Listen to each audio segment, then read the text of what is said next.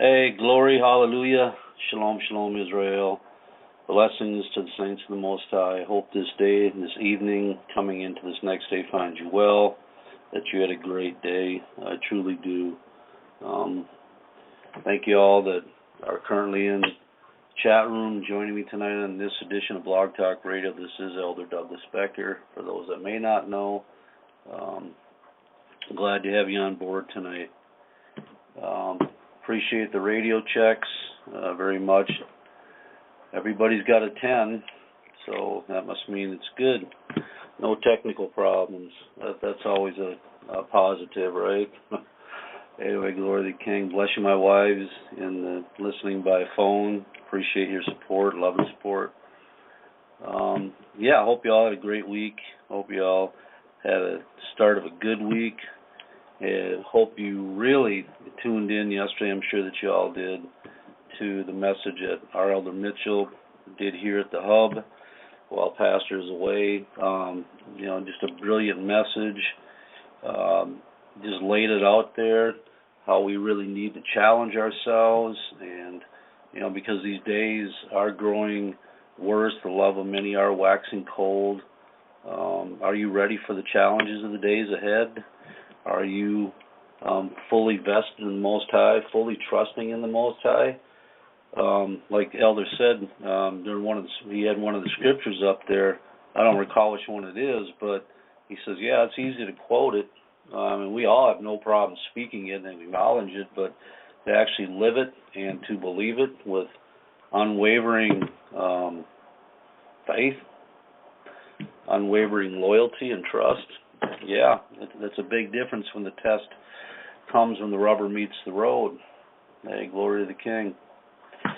But you may have seen the topic tonight. If you didn't, the topic tonight is stumbling blocks, and I guess it's just definitely something that every little aspect of the spiritual walk we truly need to consider. We truly need to think about it. We need to examine ourselves to make sure that we're not presenting problems, that we're not a problem, but rather we're a strength, and that we're a brother or sister that adds to the whole rather than takes away. Truly these things have to be asked and they have to be examined. But tonight we're going to go over stumbling blocks. It is my hope, my prayer, as I give all praise and thanks, honor, and glory to my Yahweh, my Elohim, my Master Jesus Christ, our soon-coming King. Thank Him for this opportunity this evening. I pray that I can present His Word in absolutely true purity and with ease of understanding. That is my hope. Like I said, when I do my blog talks, I try to, when I do my studies, try to break it down to the least common denominator to make it easily understood, because I like things that are easily understood. Unfortunately, bad news. My computer, I had an extra external hard drive that I learned the hard way that I stored so much. I've stored all my studies, my blog talks for the last 20 years. Blog talks since 2014 were on there. All my AutoCAD drawings, probably since 2012, 11, something like that. Many, many, many years of them are history, never to be found again. So many things. So, if you got a computer, please back it up. Do yourself a big favor. Please back it up. You can get yourself a little storage unit someplace, external storage. You can buy some. Teacher Sham is showing some quick backup little gum sticks, he calls them, and they got some. So because once you lose it, it's gone. That you'll never get back. I don't care how good a memory you got. You're not going to put it back together. So. Anyway, just a word of caution. So let's get on with the study tonight. Again, it's entitled Stumbling Blocks. As always, back up your backups, Brother Ugly said. True. Thank you always again, Brother Ugly, for your diligence in making sure that you're on board for each and every broadcast, that you post the scriptures and the definitions. For all the saints to see. And hey, blessings to you all that are listening on live, Blog Talk Radio. /Straitway. Glad to have you on board. And with that, we're going to get started. All right, stumbling blocks. They can be found in false doctrines and theologies. They can be found in unnecessary burdens and demands. They can be found in wrong examples. They can be found in slanders, lies, witchcraft speech, or speech that's designed to sway and manipulate the hearer. They are enticements. They are bad or poor communications. And so when you communicate, be exact and clear in your communications one to another. Stumbling blocks are poor judgment in communications. Your outward adornings, how you dress, can be stumbling blocks before others. Stumbling blocks are a cause whereby you fall and can cause others to fall. You can actually cause yourself to trip and fall and stumble and come to ruin by things you put in front of your own self. They are confusion, knowingly or unknowingly, meaning like they can be intentional or unintentional. They place demands on others when they don't fully understand the way or have yet to be taught such things that are of the way or of Israel. And they are found in personal opinions, many personal opinions. So with that, we're going to start in the Old Covenant, in the Torah, Leviticus chapter 19, verse 14. And again, typically my blog talks are all done with the King James Version exclusively. I kind of switch around on where I get my definitions from, but so if you want to follow along with the King James Bible, that's what these all will be coming from. All right, Leviticus chapter 19, 14, verse 14. Yah speaking to the people way back then, thousands of years ago, trying to set up standards and protocol and principle for Israel, says, "Thou shalt not curse the deaf, nor put a stumbling block before the blind, but shalt fear Yahweh thy Elohim, for I am Yahweh thy Elohim." Now, dealing with the two conditions of mankind whereby they are not in a position to be able to properly ascertain situations and circumstance, these are vulnerable and open to the realms of attack. That's what this verse is talking about. You're dealing first with somebody that's deaf, obviously at a disadvantage, and also somebody that is blind in Israel. And Yah has put it out there, what is acceptable, what is absolutely not acceptable, I should say, when you're dealing with these two types of individuals, two types of people. You know, before the blind, those who cannot see and placing obstacles in their way will cause them to fall.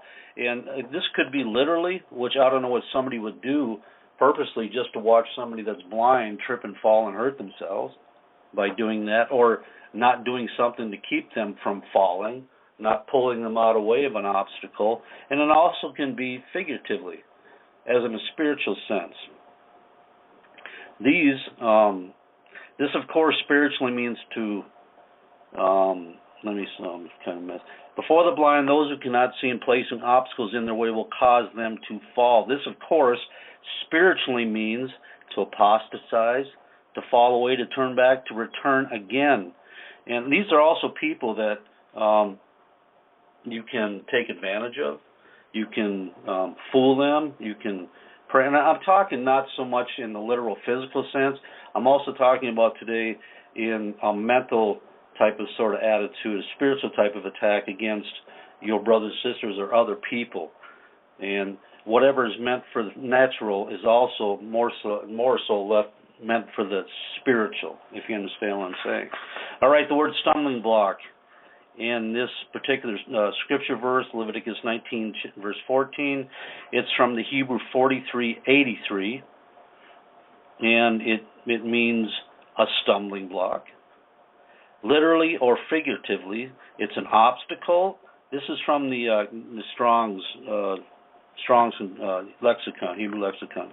Enticement, it means scruples. It's cause to a fall, an offense, things offered, ruin, stumbling blocks. So all mixed up in here.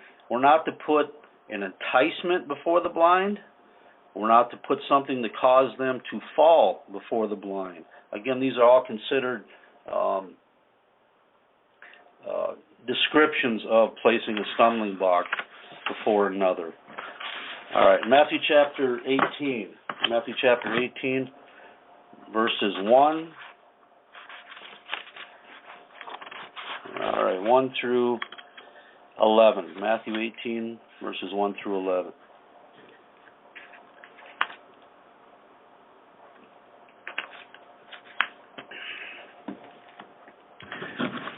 All right, we got Yeshua speaking to the disciples as they were all gathered around.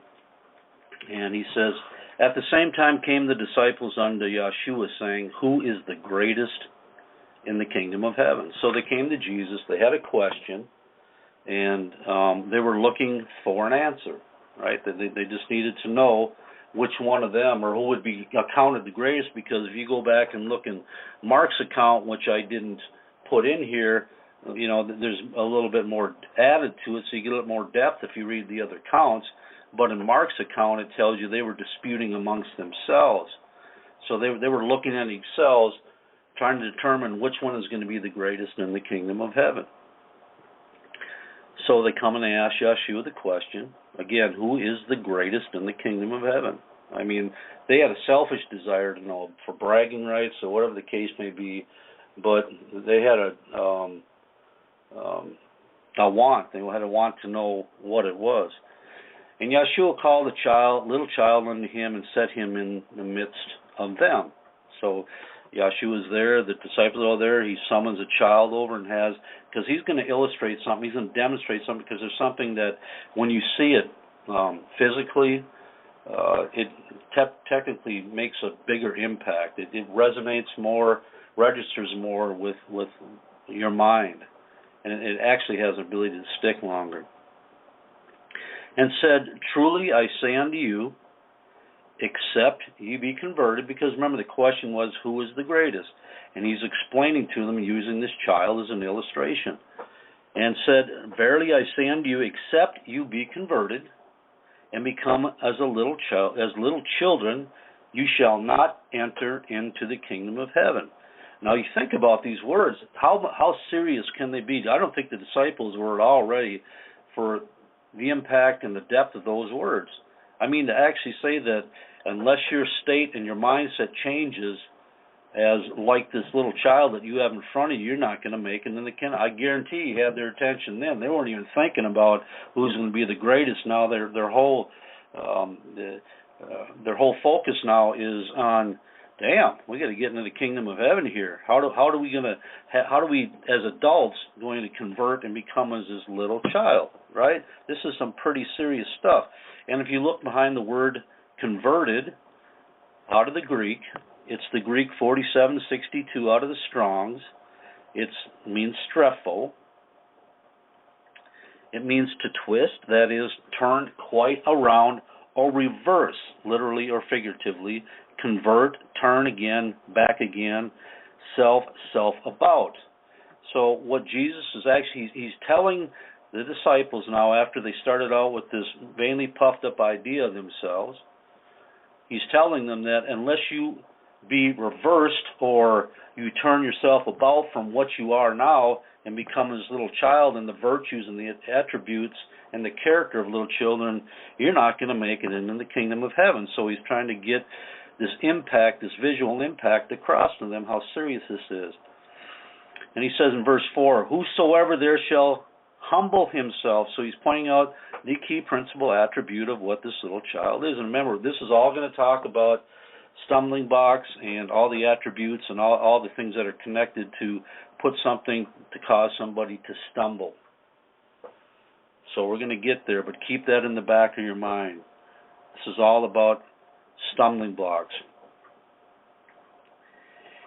And wherefore, whosoever there shall humble himself as this little child, that same is the greatest in the kingdom of heaven. So he's telling them, they asked the question, who is the greatest? Now he's telling them the answer. This is what you need to be the greatest. This is the type of attitude, the type of conversion that you have to strive for, is get out of your prideful prideful way of thinking, your arrogant thoughts, your the way that unconverted men tend to think, right? They don't think on the level of a child that's hungry and looking for direction and looking for knowledge and is willing to be directed and be admonished and to be taught. They haven't arrived, but the unconverted person thinks they've already arrived. They're just looking for the next level of pride. And of course, this is a purposeful act. This is something that you have to put into action to actually strive to get humble. Humility just isn't there. It's something. It's actually a spiritual condition. And I've met some very humble men in my life, truly humble, purely humble, in the essence of the word. Brother Roger was quite the best illustration I think I've ever seen. His character, his nature, just, I guess, for lack of a better, just oozed it. You could just sense it, feel it. That was his essence. That's what was working in him, and you couldn't miss it. All right, the word humble. This is in the Thayer definition, as used in Matthew 18:4. Whosoever therefore shall humble himself, or make yourself, or present yourself in this condition. Ready yourself in this condition. It's out of the Thayer. It means to make low, to bring low, to level, reduce to a plane. Metaphorically, to bring into a humble condition, reduced to meaner circumstances, to assign a lower rank or place, to abase, to be ranked below others who are honored or rewarded, to be humbled or abase myself by humble living. That child didn't think he was anything. He was just a child. But these adult men, these disciples, they already determined themselves that they were worthy of something greater just by virtue of who they were, not because they could actually humble themselves and be taught and get more purified. To lower, depress, of one's soul, bring down one's pride, to have a modest opinion of oneself, to behave in an unassuming manner, not a false modest opinion, but a truthful modest opinion, to devoid of all haughtiness. I mean, when Paul said, I'm the least of all men, he was truly humble in that, and that's the character that he carried about himself. And he knew that he didn't have all the answers, that he was counting on the Most High to lead him and guide him, and besides that, he had a greater fear because he was speaking to the people, right? And Paul was not about to go ahead and start putting his own doctrine out there or whatever else he might speak, because he would have definitely caused these people to trip and fall. He would have placed stumbling blocks in front of them. Some years ago, I don't remember when it was, a long time ago. My God, it feels like a whole nother era gone by. But myself and Pastor Dowell, we had an 85 Cutlass. It was kind of a tan-colored Cutlass. I think the interior was brown. I do remember that car. We had an 85 Cutlass, and him and I were going to Lafayette to do something. And as we were traveling the road, he asked me, I was a brother, and he said, hey, Brother Doug, he said, I need to ask you a question. I said, yes, sir. He said, how did he asked me if I knew what one of the most important, God, how did he phrase it? Now help me, Jesus. It's been so many years. But one of the greatest attributes, the most important attribute to carry about yourself, and of course, the most important condition or spiritual aspect, it was something like that. And I'm sorry, I wish I could remember the exact words, but a lot of stuff escapes me now. But his answer, I said, no, yes, sir, what is it? Of course I want to know what it is, And he said, well, it's to be humble. If you want to get anywhere in the kingdom of Yah and put yourself in a position where you can grow and you can learn, you can be righteous, you can strive, you can grow in holiness and righteousness and virtue and all the positive and the fruits of the Spirit, just remain humble. He told me that so many years ago. Never forgot that, never will. Okay, back to it. Matthew 18, verse 5, and whoso shall receive one such child in my name receiveth me.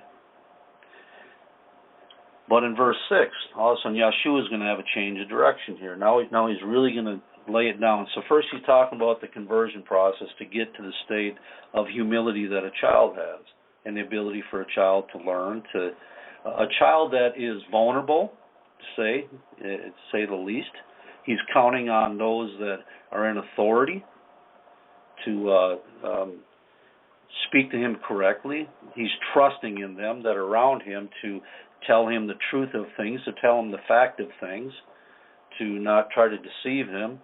And he's placed himself in that state to learn. So he has ears that are open to a lot of things. And so again, all the disciples are seeing this. And then he comes to verse 6, but he says, but whoso shall offend one of these little ones which believe in me. So he's making a distinction. First, it has to be one of the little one with a childlike humility, which believe in me. Now they have to be in Yahshua. It were better for him that a millstone were hanged about his neck and that he were drowned in the depth of the sea. The key word that we really need to focus on in here is the word offend. And we're going to break down the definition real quick of that. All right, it's in the Greek. It's in the Thayer definition, 4624. Scandalizo, and we've heard this brought up in many the Sabbath services, blog talk radio programs. Pastors taught on offenses before and used this word. Teacher Shane did one, I think, right after Passover last year, or right after Tabernacles this year, trying to get people's minds ready for the season between Tabernacles and unleavened bread. But the word offend is to put a stumbling block or impediment in the way upon which another may trip and fall. It's to entice to sin.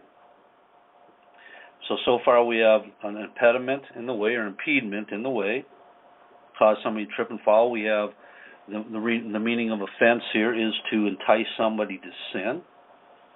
But who shall offend or cause a person to begin to distrust and desert one whom he ought to trust and obey. So all these things are working in the terms of what an offense is, which is actually described as a stumbling block, an impediment, to trip, to fall, entice to sin, to cause one to begin to distrust and desert one from whom we ought to trust and obey, to cause to fall away, to be offended in one, to see in another what I disapprove and what hinders me from acknowledging his authority, to cause one to judge unfavorably or unjustly of another, since one who stumbles or whose foot gets entangled feels annoyed, to cause one displeasure at a thing, to make indignant, to get them upset, or put up this brick wall to cause them to get rigid. So we can see here in the application in Matthew 18:16 isn't necessarily as we think of the word offended, because you have to list, but who shall offend one of these little ones? I mean, that would say that if we're actually thinking in the literal sense of what we mean offend, or get somebody upset or angry or envy and jealousy, that can't apply, because what it's saying here is that the focus is on the one that actually causes, not the one that receives the offense. So that's the difference. So if you look at it in terms of that, it actually is talking about setting before these little ones, these ones that are actually putting on this childlike nature, when there's actually trusting in those around them, looking to learn, to grow, but they're also vulnerable, because they're all ears and they're hungry. They want to know, they want to grow, right? Well, these are the ones that are most susceptible to these stumbling blocks, these impediments or impediments to cause a trip or fall. These are the ones that are very vulnerable to be enticed to sin, to spit in the ears, to cause them distrust or desert ones they ought to trust and obey, to cause them to fall away, and to make indignant. So I think you get the focal point of when Jesus said, but whoso shall offend one of these little ones which believe in me. That's why he's making the point so important that it would be better that a millstone were hanging around his neck and he was drowned in the depth of the sea, to remove him from poisoning one of these little ones, or one of Yah's children. All right, that's us. Then allow him to remain. His fate would be better if that was to happen to him, and then when it comes for judgment, what would happen to him right then and there.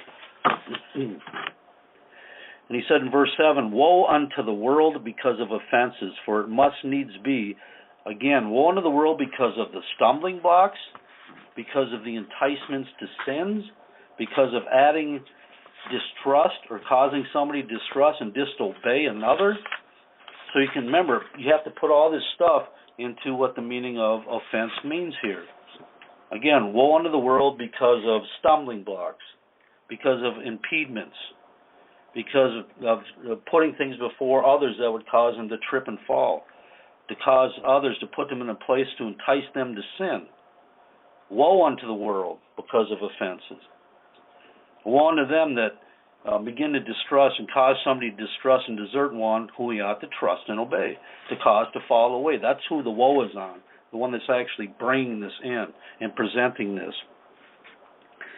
For it must needs be that offenses come. They will come. There are going to be people in your life that are going to attempt to, they're being used by Satan, they're going to be used by the demons that are in them, they're going to be influenced, and they're going to come to you and do whatever they can to try to get you to stumble and fall. Agents of Satan. They've got your brothers and sisters' names and their looks, but they're actually operating under the influence of demonic spirits, and they're there for your downfall. For it must needs be that these stumbling blocks, the enticements, and everything else that this word offense describes, that they come. But woe to the man by whom the offense comes, or the stumbling block comes, or the enticements, or the ruins, or they're causing somebody to fall, trip and fall, to fall away. And again, notice that Yeshua uses the word world. He doesn't say woe unto the Israelites because of offenses. He says woe unto the world. So he's talking about the aspect of the mindset of somebody. And what is all that is in the world? Again, the lust of the flesh, the lust of the eye, and the pride of life. Actually, when the disciples came to Yeshua, I believe they were operating out of the pride of life. They were full of pride and arrogance, thinking that they were some great thing and they deserved some great place in the kingdom of heaven, because they were servants of the Most High. What Jesus is saying is that those who place stumbling blocks, who use enticements, who impede the righteous and innocent, which play the part of the viper, I'm talking about those who cause the offenses or the stumbling blocks, who cause the fall of others, are of the world in their thinking and their actions towards the brethren. They have regressed and fallen back into carnality and the unconverted nature and the lack in the love of Yahweh and for their brothers, for the brethren. So verse 18 goes on to say, so Jesus is going to talk about what would be better than actually allowing yourself to be tempted to put something in front of somebody that would entice them to fall away, to bring them to ruin, to cause them to stumble and possibly fall away. Because there's a great anger from the Most High. Woe unto those that by whom the offenses come, or these stumbling blocks come. That's the target, the direction. So Yeshua is going to list what you better do in this life if you've got that propensity to actually run tell it, to spit in other people's ears, to bring your murmuring, complaining, whatever it is, however it comes. And you can look at yourself all day long and say, well, that wasn't what I was doing, wasn't trying to do. Well, sorry, but that's not the way that the Most High is looking at it. So he's going to give an opportunity here to try to preserve yourself and deliver yourself. And he says, wherefore if thy hand or thy foot offend thee, if they cause you to go out and put a stumbling block in somebody else, and approach somebody else, and speak to somebody else, and demonstrate something in somebody else, if thy hand or foot offend thee, cut them off and cast them from thee. It is better for thee to enter into life, so there's still a chance to get into eternal life, halt or maimed, rather than having 2 hands or 2 feet to be cast into everlasting fire. And he's saying this metaphorically, right? So don't go out there and start chopping stuff off if you believe this is you. Again, this is metaphorically, because Yah talks about in Proverbs chapter 9 or Proverbs chapter 6. Got to get them mixed up. We're talking about these things that are abomination to Most High, and the 2 of them that he mentions out of the 6 is hands that shed innocent blood, which are basically murderers, and you can be accounted as a murderer simply by hating your brother, and feet that be swift to run to mischief. And so Yeshua is just capitalizing on these 2 bad principles and 2 bad actions by those that want to bring an offense or stumbling block to their brothers and sisters. They have hands that shed innocent blood, They actually want to kill their brother. They may not, literally think it in their mind, but what their words are actually doing that. They're trying to poison them, slow death. Who knows what else? Seeds take time to grow, and feet that be swift to run them. They're going to. There's something driving them that they just have to put something in the ears of others, or put an example in them whereby they might cause others to stumble and fall. And Yahweh hates. These are things Yahweh hates and are an abomination before him. These are the character of Satan, tactics he uses to cause the fall and ruin of many saints. Verse 9, and if thine eye offend thee, pluck it out and cast it from me. It is better for thee to enter into life with one eye rather than having two eyes cast into hell fire. And of course, I believe Yahshua is talking about an evil eye, because it is evil. It sees things evilly. It needs to use the eye to observe and then to speak from the tongue what it believes it perceives. This is an evil eye, one which finds fault and occasion against your brother. If you all can find in another's faults, defects, and reasons to murmur, speak against them, be greatly concerned. If that's what your constant stage, you're always looking about everybody else and seeing what they're doing and pointing your finger at them. They're not measuring up here, they're failing here, and because you become their judge, right? Be very concerned for that light, because Jesus said the light is the eye, right? For that light which you believe is in you might be darkness, how great is that darkness? The light of the body is the eye. And that's where we hear the rest of this. For that light which you believe is in you, Jesus said, beware that light you think that you have, and when it's darkness, how great is that darkness? I mean, it's so fooled, so deceived that, again, you actually can justify yourself or believe that you are being in a righteous way by doing these things. But actually tried to, how would you say it?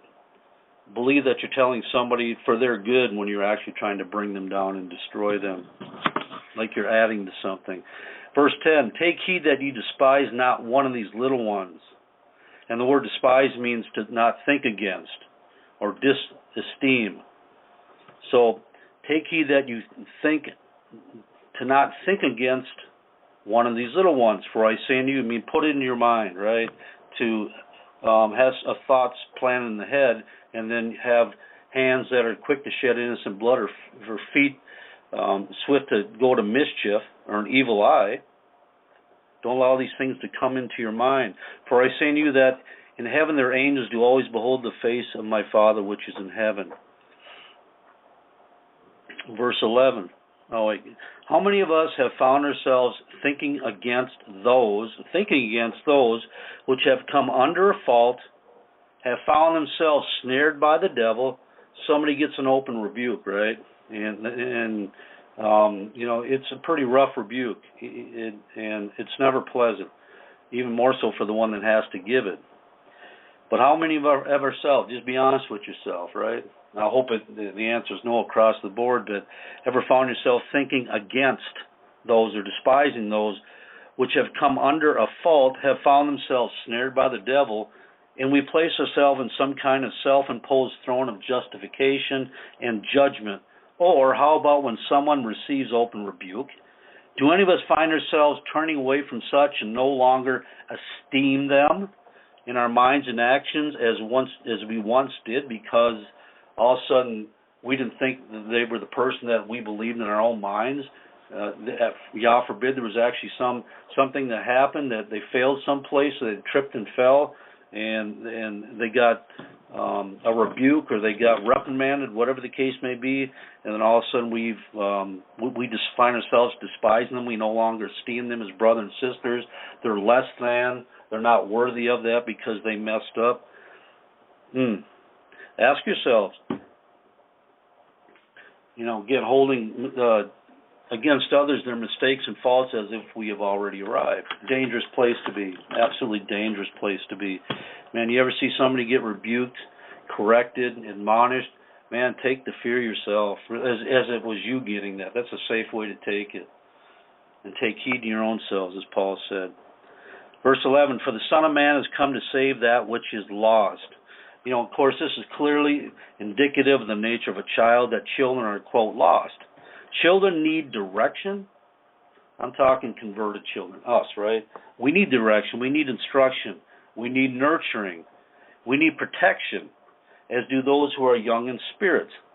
The babes who can easily be taken advantage of those who are seemingly somewhat by years of tenure or age.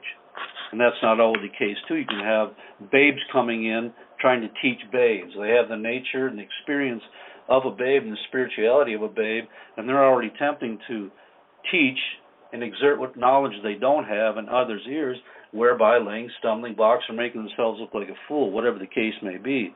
And, of course, that's been addressed here. That's one thing about this ministry is that stuff like that, so thankfully, gets cut off quickly because we have too many precious souls. All right, going to the book of Matthew, chapter 23. Matthew 23, verses 1 through 4. So again, the whole point here, when we talked about offenses in Matthew 18, it's not the offenses we think about it, but it's actually somebody that to whom the woe is going to be, that actually goes to somebody that is innocent and is trying to take that humble, childlike nature, and they are basically become a prey, and people spit things in their ears or whatever the case may be to cause them to stumble, stumbling blocks, or bring them to ruin, or cause them to fall, enticements. All right, again, Matthew chapter 23, verses 1 through 4. And then spake Yahshua to the multitude and to his disciples, saying, the scribes and the Pharisees sit in Moses' seat. Okay, so Jesus describing you, he's telling the people that these people here, he's using authority figures, right? And he's going to show them something about these people that they're supposed to look at, that they're supposed to, take their word for, that they're supposed to trust in his leadership, that they got their best interest, that they're not supposed to buck against or disobey, because you're supposed to obey them and have the rule of authority over you. And therefore, and of course, these two, they sit in Moses' seat, so they actually are the ones that present the law and judge the law for all the people, right? And therefore, whatsoever they bid you observe, that observe and do. But do not ye after their works, for they say, and do not. For they bind heavy burdens, and grievous to be borne, and lay them on men's shoulders, but they themselves will not move them with one of their fingers. Why is it? Why do we demand so much out of others, but yet fail to meet and demonstrate the same demands we have placed on others?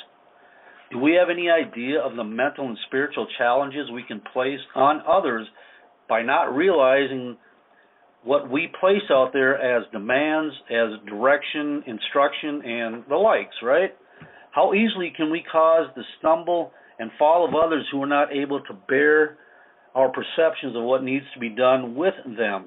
Take, for instance, okay, this is an instance. I got an example that I wrote down here. Just something very simple, something that we can, relate to, at least acknowledge, right?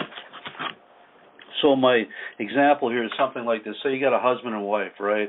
And he has a wife, and she's overweight, right? She has weight problems, and they both know that she's overweight, and he's becoming dissatisfied with her, because of her weight. A lot of times it has to do with appearance. I hope it has to do with health as well. But the point is that, he makes all these demands. I want you to do this. You can only eat this. You can only eat that much. And, he puts all this stuff on here. And that's one thing, because who knows the stuff that's been going on in her mind. She wants to lose the weight. She wants to be pleasing to her husband, but she just has battle after battle after battle. Well, a real husband, what he'll do, he'll look at himself first. Is that my condition? Is that who I am? Do I have some defects in my body that I need to correct? I'm laying all this stuff on these burdens on another, but yet I'm not going to do nothing. Now, this is what I'm talking about in regards to the spirit of a scribe and a Pharisee. They bind these heavy burdens, but they ain't going to be an example, do anything themselves, because they've got themselves in a position where they believe they're beyond that. It's for everybody else and not for them. That's the point I'm trying to make. But in doing so, they can actually cause people to fall by putting too much on them. It's too much for them to bear. Now, the best thing you do is actually, it has to be done carefully and righteously and in love. And if you're a husband that is an overweight and you're demanding your wife, why don't you get down there and do it with your wife? All right, honey, we're both going to eat one meal a day. We're both going to stick to this type of diet. We're both going to eat this quality of food, and we're going to both stay away this. And you actually strengthen each other by doing it. And you bring hope by doing that, because you're actually showing them that you love them by entering the same works, the same determination to better yourself. That's what I'm saying. But these scribes, this pharisaical spirit, will add all these things into somebody and place all these extra burdens, and themselves, they're not going to do anything. And then all that stuff that challenges the mind, look at them, right? How come they can demand all this of me, but their example says that what they just told me, that's something that actually they need to take care of themselves. And all that stuff can enter in and cause unnecessary stumbling blocks and cause people to fall and entice them to get upset, to get angry. And all these little things that we don't think about can actually add to somebody's greater spiritual stress, if it makes sense. All right, Proverbs chapter 1, verse 10. Proverbs chapter 1, verse 10. And that will be verse 10 through, let me see, 10 through 19, 10 through 19. So Proverbs chapter 1, verses, 10 through 19. My son, if sinners entice thee, consent thou not. Well, we certainly know the state of those who would seek to spit in your ears, do we not? Is descriptive of this verse. The state of those who would cause us to stumble and fall out of the way through things spoken in our ears, because these are sinners. Obviously, it says consent thou not, meaning that there's something that they presented, a sinner presented to somebody else. Don't consent with them. That's the don't agree with them. Don't come in unity with them right away, right off the starting gate. It's describing the personality of these people as they're flat-out sinners. One of them that whereby offenses are brought, or stumbling blocks, or everything that would cause somebody to entice somebody.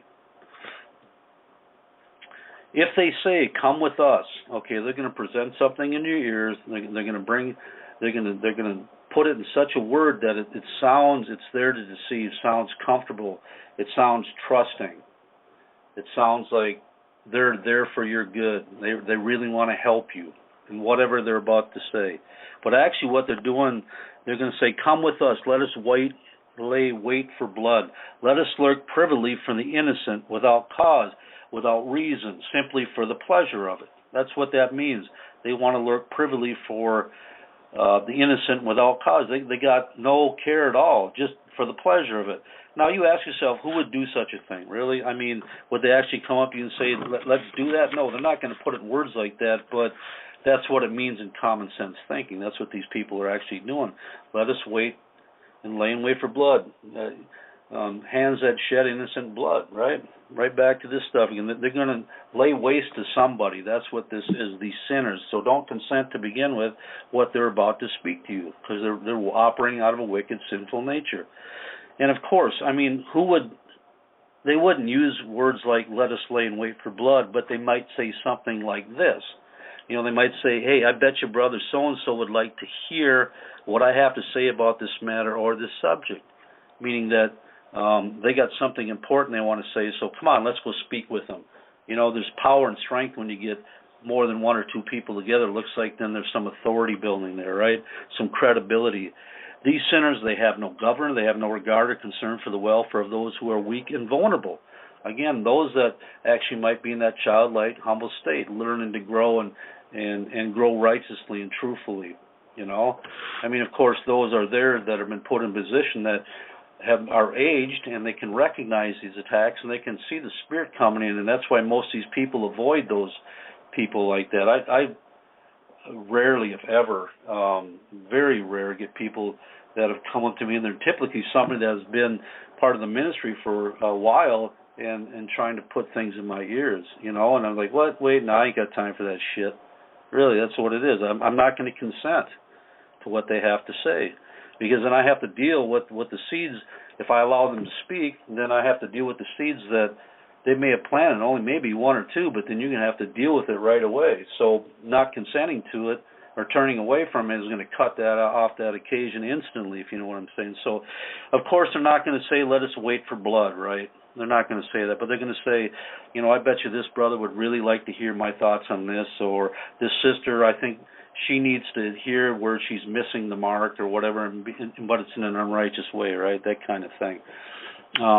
And to lurk privily, you know, that's to pull them off to the side. That means to get them alone, right? They lurk privily for the innocent. They're looking for them at the place where they're most vulnerable, right? So that they get them alone, or they can corner them so they can exert mental pressure against them. They can keep speaking to them to try to wear them out so they actually start receiving. And there's people in this ministry that are like that. They'll actually start raising their voice and make it louder until they force you to hear, believe it or not. That exists.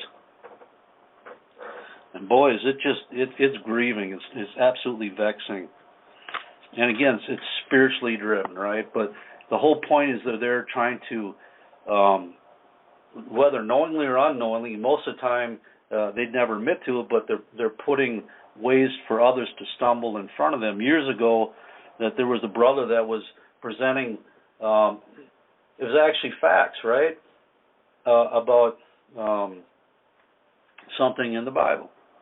And I think I may have told the story, I don't know, but he was out there putting it out there and not thinking about anybody, not thinking about that how this might actually cause them to stumble, you know, having regard for where their soul was at.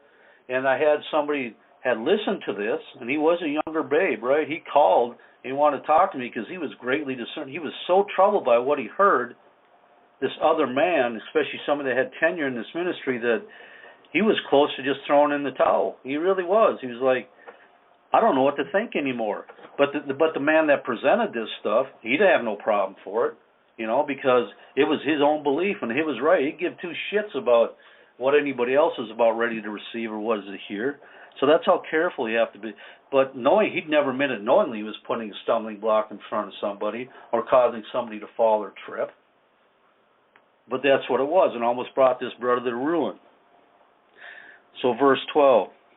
Let us swallow them up alive as the grave, as a whole. Again, these are sinners, and the sinners that group together. Let us swallow them up alive as the grave, as and whole, as those that go down into the pit, to swallow them up. You know, it's likened to a grave, similar to the situation as you can picture a grave, to envelop them, to swoop them, surround them, to overwhelm them, subdue them, bury them in mounds of evil seeds, seducing suggestions, wayward opinions, bad advice and counsel. These are all things meant to bring in stumbling blocks. We shall find all precious substance. We shall fill our houses with spoil. Cast in thy lot among us. Let us all have one purse. Now they're out there trying to convince others that, hey, come into agreement with us, right? Come into agreement with us. You make a perfect candidate. Come into agreement with us. You hear what we got to say, man, it's going to benefit you. Boy, it's going to be such a plus. It's going to expand your spiritual universe by huge dimensions, or whatever the case may be. It'll give you a new lead on life, or a new up on life, whatever it might be. My son, walk not thou in the way with them. Refrain thy foot from their path. For their feet run to evil and make haste to shed blood, always trying to leave casualties, but never taking any type of responsibility for the casualties, because it wasn't them. They were just being as truthful as they understood in their mind, if that makes sense. Surely in vain the net is spread in the sight of any bird. And simply what they're meaning here is that it isn't productive to set a trap that is easily detected, and thereby somebody could avoid it, right? You're going to use cunning and deceit. But in order for a trap to work effectively, it must go undetected. It must be placed cunningly and carefully in order to snare its target. So the approach, because remember, you're being used as Satan. Satan's going to give you a little bit of cunning for the influence of your mind that comes out of your mouth. And better to spoil somebody and take them into a snare whereby they may fall, cause them to fall, stumble, come to ruin. Stumbling blocks. And they lay wait for their own blood, they lurk privily for their own souls. So are the ways of everyone that is greedy of gain, which take away the life of the owners thereof. whatever that gain may be. It might be material things, substance, notoriety, prestige, preeminence, whatever it might be. But the point is they're trying to take advantage of somebody that has that true humble nature, somebody that is they're desiring to learn, to grow, to heed direction, instruction. You know, you ever seen little mother bird feeding the chickens? They all got their chickens, right? Geez, the little birdies, right? And they all got their mouths open, and the hatchlings, whatever they call them, and you know, and they're looking to be fed, that type of thing, right? All right, Malachi chapter 2, verses 1 through 8. So we're covering different aspects of examples of whereby somebody may bring in a stumbling block of offense, and ways that they're introduced to cause you to come to ruin if you're not alert, or to bring you down, to cause you to fall, to cause you to go backwards, all these things for your own protection. You have to shut the doors to these things. All right, Malachi chapter 2, verses 1 through 8. Malachi chapter 2, verses 1 through 8. And now, all ye priests, this commandment is for you. So, yeah, right away, so through the prophet Malachi, Yah is clearly speaking to only one group of people, and he's got their attention. This is only for you, it's not for everybody else. And Yah's got their attention through Malachi, and he definitely got something to say to them. And if he's got that kind of attention, it's probably not going to be a word of encouragement, because he's definitely upset.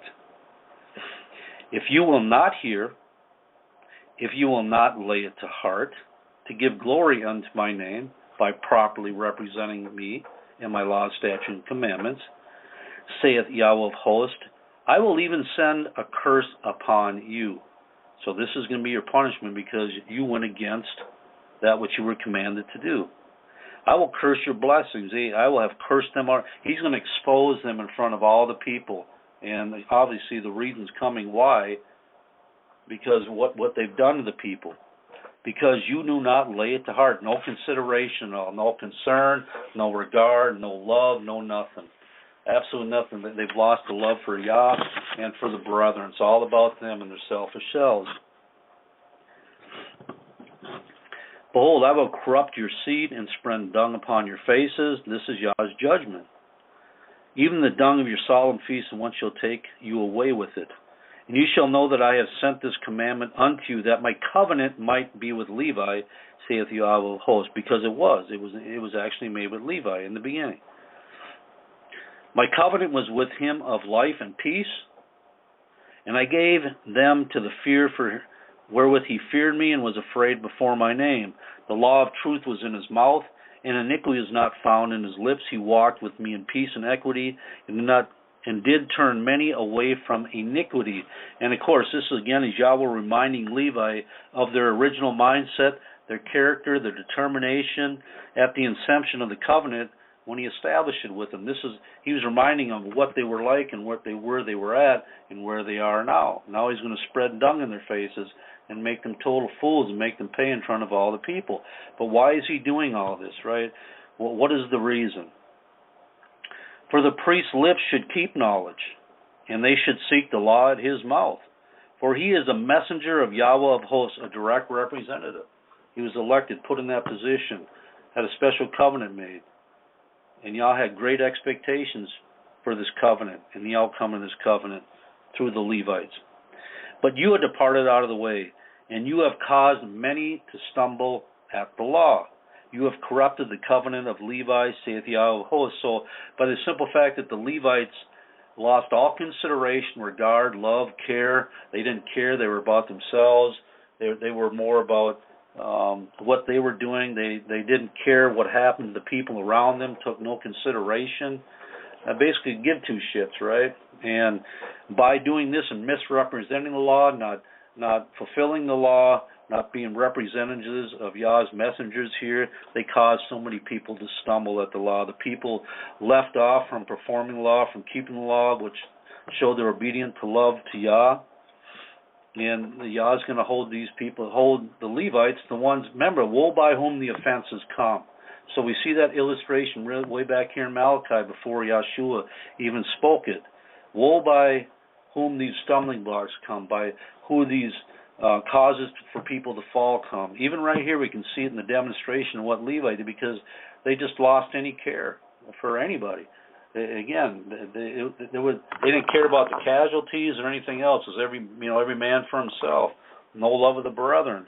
And that's what happens when you get people that go and lay these stumbling blocks in front of others through whatever avenue, because of their anger, because of their envy, jealousy, because of whatever it is, because they believe they have some type of preeminence, that they need to speak, all these type of things. But there's no regard there.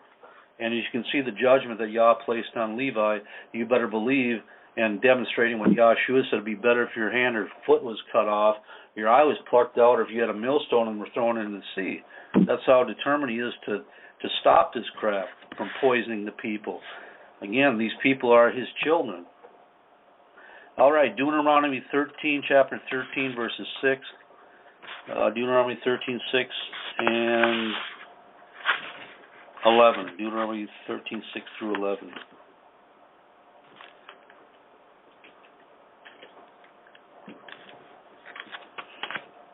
All right. If thy brother, the son of thy mother, or thy son, or thy daughter, or thy wife, of thy bosom, or thy friend, which is as thine own soul, entice thee secretly, saying, let us go and serve other gods, which thou hast not known, thou nor thy fathers. And again, if you look at the list of people that was just introduced here in Deuteronomy, in Moses, when he wrote this, when he brought this forth, these are all people that you would typically trust the most, right? They're all family members, and as the friend was added there, and the words are saying, which is as thine own soul, or somebody that's just as close as a direct family member, right? And that could be somebody in your spiritual family, or somebody in your natural family, or somebody that is your family in the faith. Because this was written to Israel. This wasn't written for people that had separated from, the strangers that had joined themselves to Israel. It wasn't talking about, it could have been talking against, I guess, their family members too. That is true, so let me back that up. But the case in member is these list of people here that actually have your soul, right, that actually have your ear, that you trust the most, that you wouldn't think for a second would seek to try to overthrow you or lead you astray or steer you in a different direction, because you have a love for them. Your guard is down.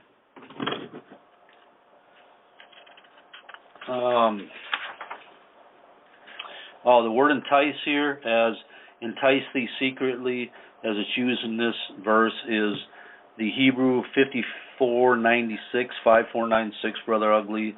That's in the Strong's. It means simply to stimulate, properly to prick, by implication to seduce. Entice, move, or persuade. So we have that word enticement come back in again. So, which as thy own soul entice thee, persuade thee, to seduce thee. Let us go out to other gods. So they have to put something here, some convincing evidence. They have to show you some type of demonstration that is going to turn you away from what you know and start following after these newfound ideas, all right? Whatever they may be, these new theologies, these new, better way of doing things or approaching or seeing things. And, of course, here's the millstone. It's meant for these people by whom the offenses come, the stumbling blocks come. Woe unto them. Verse 7, namely of the gods of the people which are round about you, nigh unto thee, or far off from thee, from one end of the earth, even unto the other end of the earth. Thou shalt not consent unto them. Again, right away, turn away. Don't hear what they have to say. If you got the Holy Spirit, and you should, if you don't, you better strive to be getting it, because if you have not Yah's Ruach HaKodesh, you're none of His. He may have opened up your knowledge to receive the truth and to acknowledge it, but in order to be led in the truth by the Comforter and have that ability to discern more greatly, good and evil, that, you better get the baptism of the Holy Spirit. Thou shalt not consent unto him, nor hearken unto him, neither shall thine eye pity him, neither shalt thou spare, neither shalt thou conceal him. Meaning you're not going to hide him off in the corner. What is the term that Elder Mitch used, Elder Rufus passed it? Snitch game, right? It doesn't matter, son or daughter. If somebody's trying to entice you, to throw a stumbling block on you, trying to trip you up and take you out, to move you away from that which is right to that which is evil, no, don't be concealing that. Because we have the same illustration here. This is how adamant Yah was about this, and Moses putting to the people, don't listen to him, don't hearken to him. First of all, because obviously it's already been spoken. And don't pity him, because this person here is under a spirit, and all he's doing is meant for destruction, right? Don't conceal him. You have to bring this out into the open. Well, here it comes. But thou shalt surely kill him. Remember, this is a personal family member he's talking about. That's how Yah's no respecter of person. This is for your good and the good of everybody. Thine hand shall be the first upon him to put him to death, and afterwards the hand of all the... Do you understand, with this type of mindset going forward, how much that you would watch and guard each other and be accountable to each other, knowing that this is the way the Most High felt about this? I mean, he just like, I don't care who these people are. This is wickedness, and we're not going to put up with it. You're going to put him to death. And thou shalt stone him with stones that he die, because he has sought to thrust thee away from Yahweh the Elohim, which brought the other land of Egypt from the house. That was the intent, is to get you to go and to believe something else, hold to something else. Anything can become a god or an idol, whatever it might be, right? I mean, to believe another doctrine or disbelieve something and start to question anything. A god of thought, an idol of different opinion, right? All these things can come in and steal you away and move you away from the one true Elohim. So here, the only way to get rid of this evil was to, today all we can do is put them out of the camp. Now, we've had incidents of people bringing speculative doctrines, different ideas, different theologies, and it's not quite come to this, but someday it is going to come to this, because, all things are going to be as they were. They truly will be, and this stuff is not going to be tolerated at all. Nobody's going to try to come in here and destroy the oneness and the unity by being allowed. But this, again, back in the Old Covenant, in the Torah, this is what Yah put in place. This stuff is going to come to an end, zip, zero, right now and to the end. We're not going to deal with this. I'm not going to allow anybody else to get consumed by these lies. Verse 11, and all Israel shall hear and fear and shall do no more any wickedness, as this is among you. Yeah, and death would bring that, that's for sure. Oh, I can't. That's something, I don't know. That would be, that would really test your mettle, wouldn't it? Zoning, say you got a husband or a wife or one of your sons or daughters, and you have a deep appreciation with Yah's laws, statutes, and commandments. Definitely, take precedent over any thoughts you have of natural family member, whether they're in the faith or whether they're out of the faith. And it's going to be a real test. All right, Psalms 119, verse 165. Psalm 119, 165. And we hear this particular scripture repeated so many times. Great peace have they which love thy law, and nothing shall offend them. Look behind the word offend here again. Nothing shall offend them. The Hebrew 43:83 in the Strong's. Hebrew 43:83. And nothing shall be a stumbling block. Nothing shall be an enticement. Nothing shall cause them to fall. Nothing shall bring them to ruin. Meaning the definition of offend. So it's not really the offense that we typically would think about, where somebody's mad or upset against one another. Again, those that love the law, nothing is going to allow them to be enticed, cause them to fall, or they're going to see the stumbling blocks that try to be placed before them. Remember, consent now with them. Hearken not on what they got to say, because your focus is going to be more on Yah's righteousness and His laws and His Torahs and His ways than what somebody else's opinion might be or thought. And again, nothing shall entice them. Nothing's going to pull them out of the way and their place, whereby they might stumble and fall, because they have made the law of Yahweh their foundation.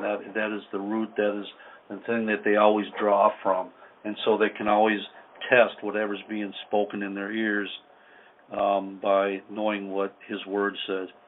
Sirach chapter 25, 21. Sirach 25, verse 21. It says, "Stumble not at the beauty of a woman, and desire her not for her pleasures." Again, this is just a demonstration, and this goes both ways. It can be men, it can be women. It's more so particularly women, because women are more advertised than the men are. I think today they're more sexualized. They're more their sexuality is demonstrated more. Their shamefulness is demonstrated more, if I can use that word, in the clothing that they wear when they flaunt it. And of course, you got the men that have the out there with their tight clothing or whatever, and showing their muscles and whatever. All these things can put a stumbling block in front of somebody else. It can cause them to fall. You can actually open a door, allow a spirit of lust to come in, or whatever the case may be. You may be innocent, right? I mean, you may present yourself innocent, but have consideration and care for somebody else, and be conservative. Be modest. Think about somebody else beside yourself, instead of standing in the mirror for an hour saying, "Man, I look good. I look good." Hell, I don't even look in the mirror, and that's the truth. What am I going to look at? I'm old. I don't care about my hair. Ask Carolina, man.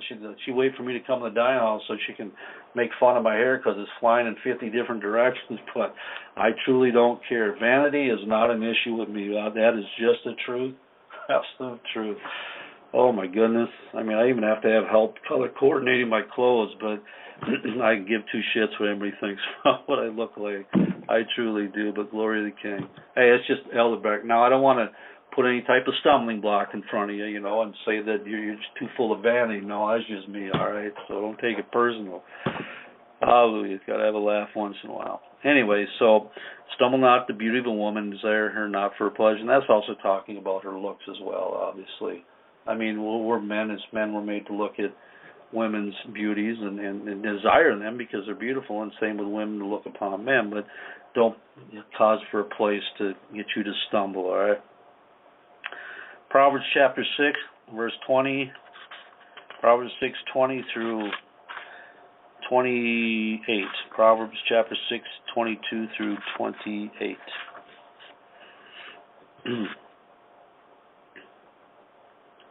What did I say? No, Proverbs chapter 6, 20 through 28. I'm sorry, 20 through 28.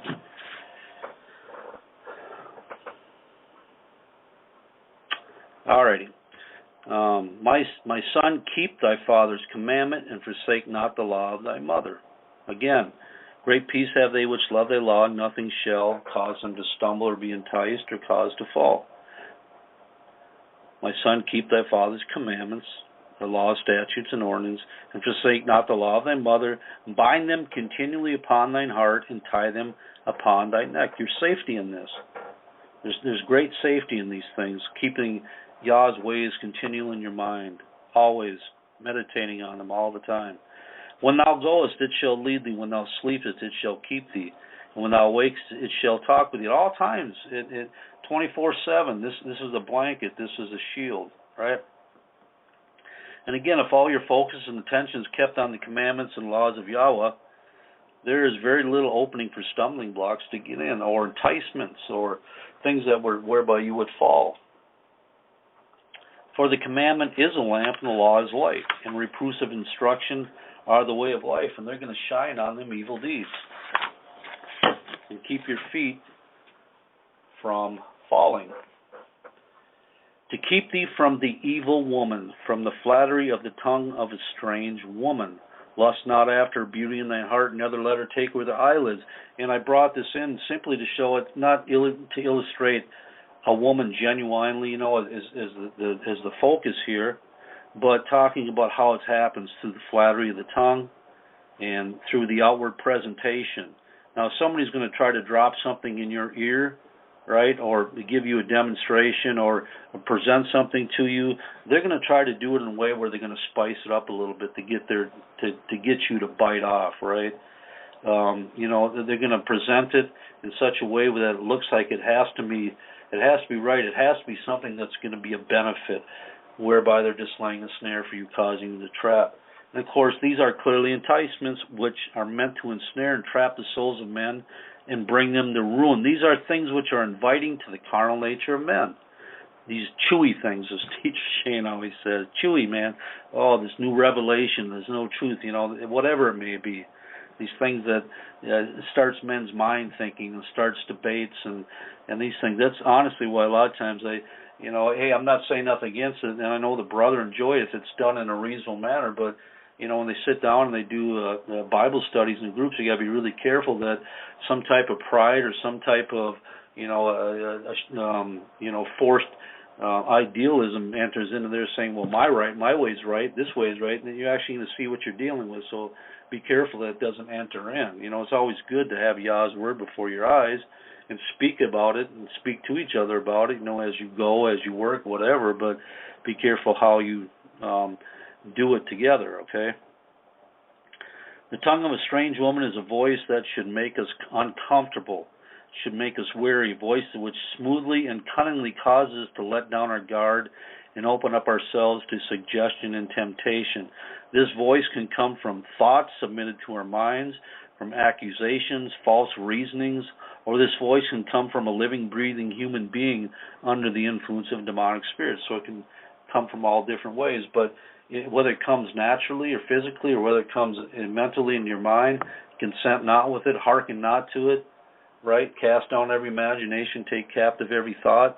Way back here, we're getting Torah instruction, and all through the book, we're getting instruction what we need to do to guard our minds and our thoughts from allowing things to enter in that could ultimately lead to our downfall. For by the means of a whorish woman is a man brought to a piece of bread, and the adulteress will hunt for the precious life. There's purpose here. There's somebody here whose hands are there to shed innocent blood and feet swift to run to mischief, who has an evil eye. They're hunting for somebody, that childlike precious life. Can a man take fire in his bosom and his clothes not be burned? You better believe it. Can one go upon hot coals and his feet not be? It's just a warning, because there's dire consequences for entertaining this type of position, this type of person wanting to spit in your ears, I guess, or take you in their clutches. Sirach chapter 32, Sirach 32:18 through 21. So Ecclesiasticus 32:18 through 21.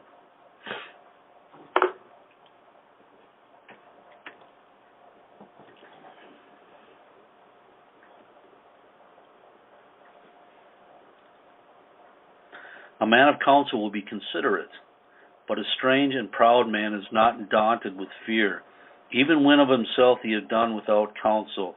And of course, a man of counsel, this could be speaking of a man which has received counsel, and by the counsel is careful not to cause inconvenience or hurt to others because of the counsel he received. He's being considerate. Or it might be speaking of a man which is a man of counsel and knows to be careful in how he gives advice as to not cause the hurt, harm, or ruin of those that are seeking the counsel. He's very careful. He's looking out. He's regarding their person, their soul, their spiritual condition, their spiritual well-being. So he's very careful with his words not to put something in there whereby they may cause him to trip and possibly stumble and fall out of the way. Again, all this stuff has to be considered when either giving or receiving counsel. But a strange and proud man is not daunted with fear, even when even when of himself he is done without, meaning that he's going to do what he wants, how he wants, when he wants, no consideration, no fear, no reverence for his fellow man, or fear of what he might introduce to them, or fear of Yah for what he's about to do. No care, absolutely no care, no regard. He can just walk around smiling, whistling, doing everything else. Hey, Joe, hey, Sally, and whatever the case may be, or introduce other things, other ways. Do nothing without advice. Again, these are safeguards to keep us from falling into the snare of the devil, from getting stumbling blocks placed in front of us, from bringing us to a place of ruin. All right, so just simple advice on how to avoid these things. Do nothing without advice. When thou hast once done, repent not. Don't question yourself or second guess yourself because you had to admit that you actually needed help, and went to seek help, and then go back and say, man, what's wrong with me? I can't make this simple decision myself. No, there's safety in the multitude of counselors. There truly is. Go not in the way wherein thou mayest fall, and stumble not among the stones. Be not confident in a plain way, or the easy path, or the path of least resistance. Seek out advice, seek a counsel. This potentially may keep you from a snare or hidden trap that you had no idea was there. Or you may knew it was there, and you thought you could avoid it on your own rather than just getting some, guarding yourself and covering all the bases, and actually going and getting out of your pride and admit that it'd be the best thing for you to actually get counsel. And so many things transpire in the ministry because, the brethren, they may mean well, or they may present it as they mean well, but they didn't get counsel. They figure they could handle it on their own. They figure they could, they're a man. There's no reason they have to run and get anybody else's advice, because they can handle it, right? We got this thing figured out. Then here comes the big mess, and then you have to do damage control. So believe me, it pays greatly to seek counsel and advice. It truly does. And there's no pride in it at all. It's actually that childlike nature, because that's what a child will do, man. They'll go seek advice and counsel. They want to know things. They want to know the right things. They don't want to be deceived. They don't want to make mistakes. All right, we're going to finish up on Romans chapter 14, and that's verses 1 through 13. So 13 verses. Romans 14, verses 1 through 13. Him that is weak in the faith receive ye, but not to doubtful disputations, or not to withdraw or discriminate against somebody that is weak in the faith. That's what Paul is saying there. So don't withdraw yourself from them. Don't discriminate against themselves. And he's going to build on the reasons why. Now, it's obvious that Paul wrote this letter because there was happening in the assembly those who were introducing opinions of personal beliefs that was causing others to pull away from them, or getting others to push them away, or withdraw themselves from others, because somebody was speaking this stuff, right, and bringing a new viewpoint in, or whatever the case may be. Well, Paul has to address this. Obviously, it's a real thing, right? Now, why is it, now this question, okay, so I added this in there because I think this is very valuable, because I've been meditating on this for a while, but it's true in relationship to stumbling blocks, right? And it just dawned on me is that, why is it simply that no one ever repents for their opinions, right? I mean, we live in a day and an age that everybody is free to give their own personal ideas and beliefs, but there's no accountability for it. You're never going to find anybody that's going to repent for their opinion, because it's just they can just go back and say, look, this is just my opinion, right? You know, we can attach that catchphrase to anything in this life and just use it to validate and justify that we are free from any casualties as a result of speaking our own thoughts by simply saying, well, it's just my opinion. You could come up with a doctrine and say, well, hey, I have an opinion about this, right? And the whole time that opinion might actually be causing somebody to receive a stumbling block. You may think it's innocent because it's just your opinion.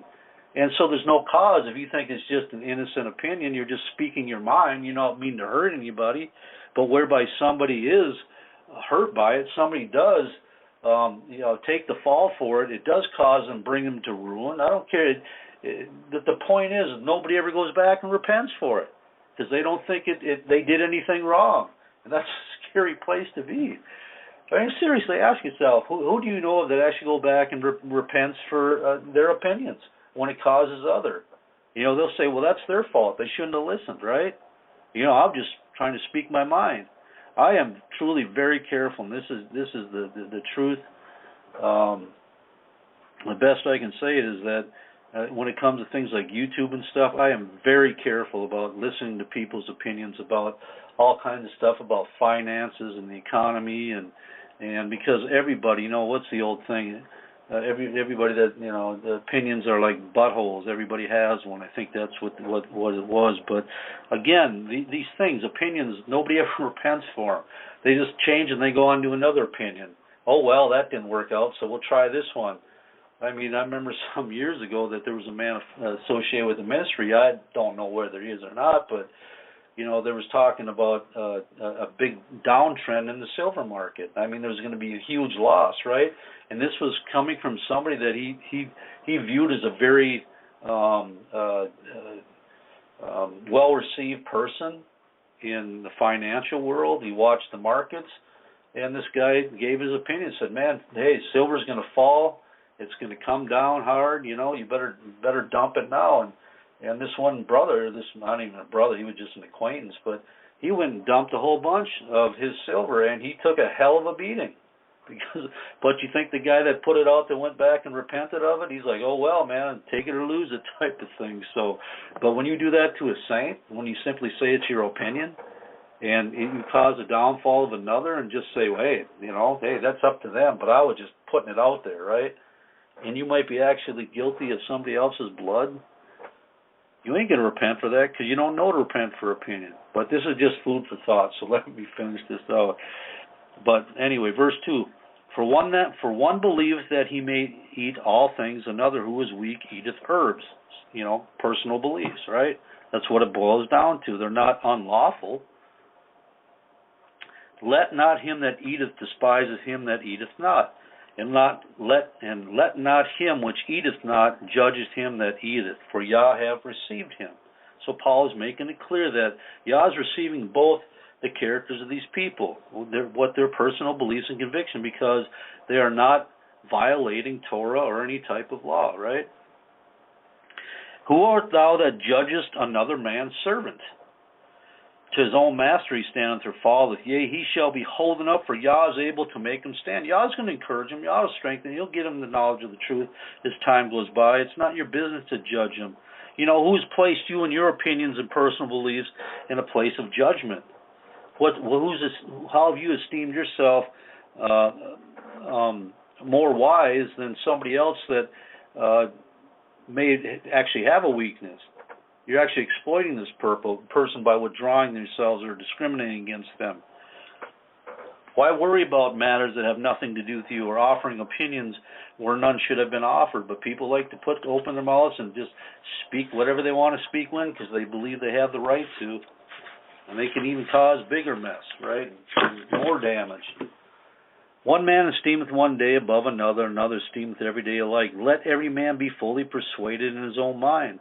You know, allow everyone to come to their own conclusions about things that don't go against the oneness of the body. Why do we feel the need to have to conform others into our image and our way of thinking of things? If it's not unlawful, then who are you to institute a law as a judge after the vanity of your own mind? And who are you to present things that agree with you and your line of thinking, but are not what should be the case for others? I mean, it's a personal thing. The coffee analogy.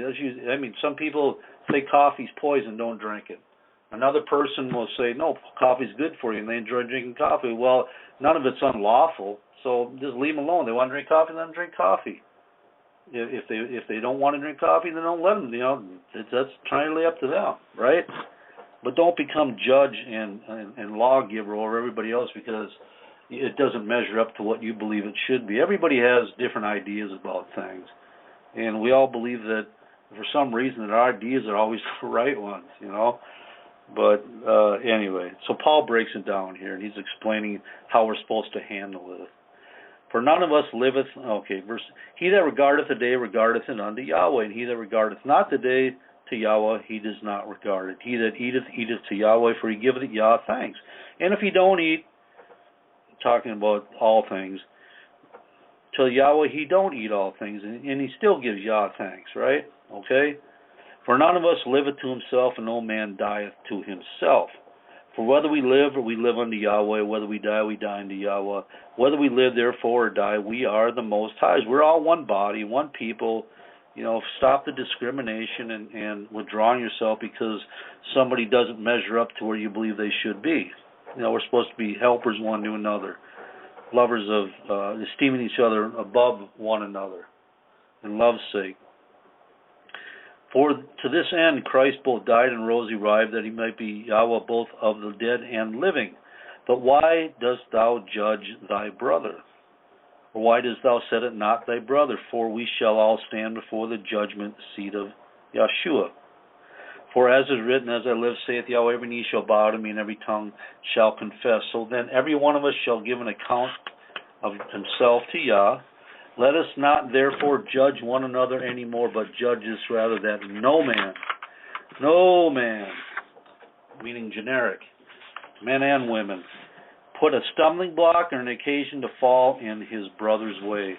And this is even more paramount in importance of those who are in positions of leadership, as we have the greater influence in word and, in demonstration and presenting things not clearly. Again, so this is my last note here. Let me try it again. This is even more paramount in importance of those of us who are in positions of leadership, because I look at myself first and foremost. As we have a greater influence in word because we're trusted to be giving proper advice, counsel, and direction, and admonishment, whatever the case may be, as we have greater influence in word and demonstration and presenting, and if we present things not clearly, right, if we don't paint a clear picture, not having the content and context fully explained, this can lead to speculation and misinterpretation of facts and cause others to stumble. So this is how important it is. This is actually how I deal with myself. So, when you put something out there, especially in a place of leadership, that might be a husband over a wife, or a wife over the children, whatever the case may be, or somebody in position of spiritual authority in the body over somebody that's underneath, right? I mean, the whole point is, though, you want to be clear and concise in your communication, because not doing so allows speculation, might foster confusions, all these stumbling blocks that can actually grow and become a greater threat and detriment to the people that have received them. So anyway, that's the end of the study. I hope that I was able to impart something onto you all, and I hope that it was clear. That is actually my first hope, that it was clear and that it was understandable. I pray to the Most High that it was. So I hope you enjoyed this. Again, the word offenses, as we found out, it simply means woe unto him by whom the stumbling blocks comes, by whom the ruin comes, by whom the enticement comes, by whom the laying traps before your brothers and sisters to cause them to fall. So remember that always, to be careful in your speech, be careful in your words, speak carefully, speak wisely, because considering your brothers and sisters before you is going to keep a lot of what you want to speak from being said. And be careful of those that don't have any control or any governor, right? I mean, again, it said, consent not with them, hearken not to them. It's that critical for your soul and for your well-being. But anyway, I hope you all have a blessed week. Stay encouraged. Times are changing. The world is definitely growing darker and more sinister as we see the true evil days approaching. As it says in Daniel, that there's going to be a time upon this earth which never has been nor ever shall be again. We're in that day and age. And it's obvious and clear, and if you can't see it, especially with all the warning videos that Pastor Dowell has been putting out there, admonishing the people to get prepared, to get ready, not only physically, naturally, but more so spiritually, by all these messages we are getting to help us prepare for, because we're still in the green, whether you like it or not, but there's coming a dry day, right? And when things get tough, so-called, you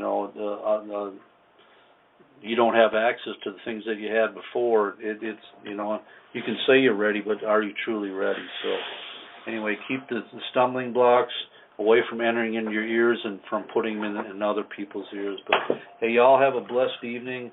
Hey, you pray for leadership. Make sure you pray for Pastor Dowell always. Is obviously he's the focal point of almost all the satanic attacks, because if you smite the shepherd, the sheep will be scattered. So, and for his own strength, obviously, because he needs it for all that he does, and pray for the other sheep, the other leadership, obviously, and pray for one another. All right, blessings, y'all. Y'all willing, we'll be talking to you again in 5 weeks. Hey, much shalom.